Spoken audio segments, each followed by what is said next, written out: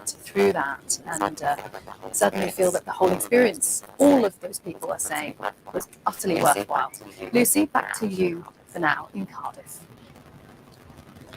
Karen, thank you so much. Karen, thank you so much. Really interesting, the conversation Karen was having with Nick, who was just talking to all those people in the queue from all over the world. And he had a gentleman there from New Zealand, because the loss of the Queen is being felt quite strongly in many Commonwealth countries, Canada, Australia, New Zealand as well. And I'm delighted to say that I am joined by the Queen, now the King's representative to New Zealand, the Governor-General of New Zealand, Dame Cindy Kiro, who is in Westminster, also the first Māori female Governor-General. And Cindy, kia ora, very lovely to see you.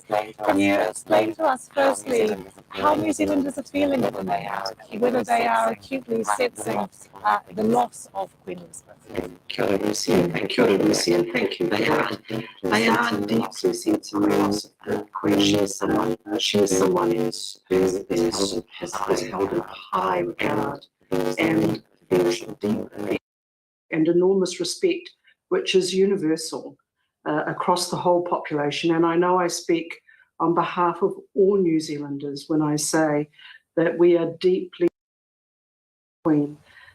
We have, however, the nettle, and we've proclaimed King Charles III our new sovereign, and that's a very reassuring transition we've made. We're still in the process, obviously, because we're now still in the process of mourning the Queen, Her Majesty. You'll know that there is a saying in Māori, kua hinga te tōtara I te wānui a tāne. And what that translates to is a great tree has fallen in the forest of Tāne, who's the god of forests. And we say that when somebody of enormously high status has died, because we recognise that actually their falling impacts the whole of the forest, the whole of the ecosystem. And so I say that because that's a sentiment that I think reflects the views of New Zealanders. It also, as you know, we are in free association with the Cook Islands, with Niue and with Tukalo, who are our Pacific family.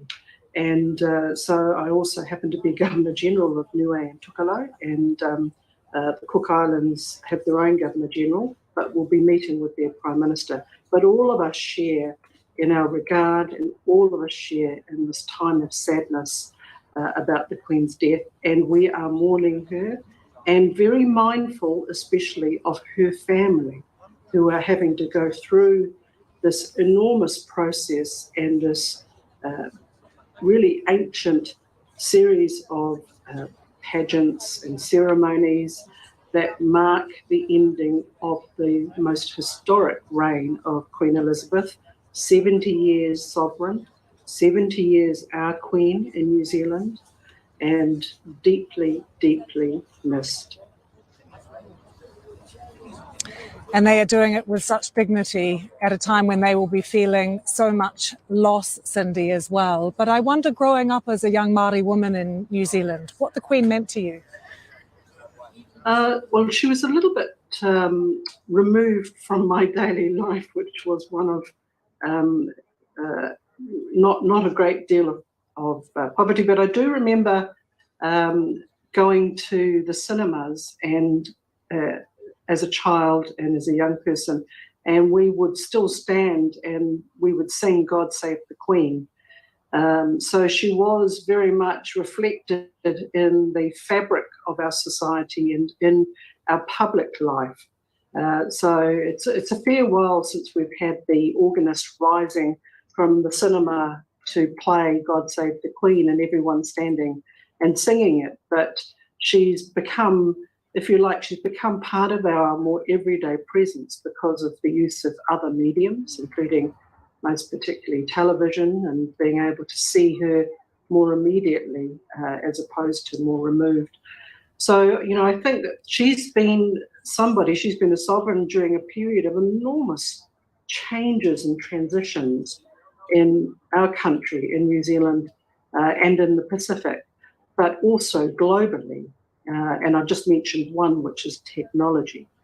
But, you know, massive changes, obviously the ending of World War II, and the transitions into a more globalised economy, new relationships, new world orders and relationships that are having to be established. And above it all, the Queen was able to be a calm presence of continuity. And I think we see the strength of the constitutional arrangements that we have during these moments, where we can see the kind of smooth transition that's occurred to our King, and also where we can see that sort of calm ability to reign above the everyday matters that consume us. So, you know, these are all things that we're thinking about. They're all part of making history. I'm here in Westminster, as you said. I'm conscious that I'm about to attend the state funeral on Monday of really probably one of the largest and most significant funerals in history in the last few hundred years, not only because she's the longest reigning monarch in British history, but because she's had such a global... Dame Cindy Kira, I'm sorry to interrupt you, but we do need to leave it there. Thank you very much for joining us with your thoughts from Westminster.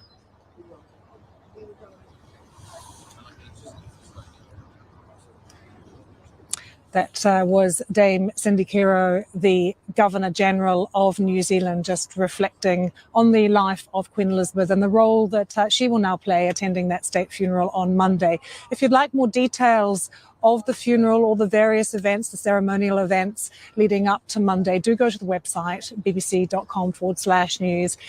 We have every development there for you, lots of personal reflections as well. And if you're interested too on the Queen's relationship with the Māori people of New Zealand, Laura Bicker has a special feature on the website, which is well worth looking at. We're also, of course, following the queue. It is not only a phenomena to see, but it is online too. Lots of people from all over the world logging on to take a look at the queues and also the scenes at Westminster Hall. But it's all there for you on the website, of course, bbc.com/news. And we'll have continuing coverage from Cardiff throughout the day. King Charles due to arrive here shortly.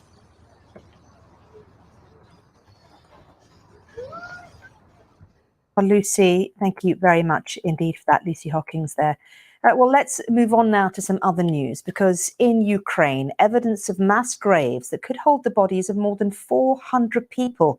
It's in the recently liberated city of Izium, one of the places within that vast area retaken by Ukraine from Russian forces since the start of the month. From there, our senior international correspondent, Ola Girin, sent us this report. Trying to tow away unintended gifts from Moscow, left behind after a Russian rout, now stuck in a ditch near the city of Izium. Come on, Andrew jokes, let's give it a push.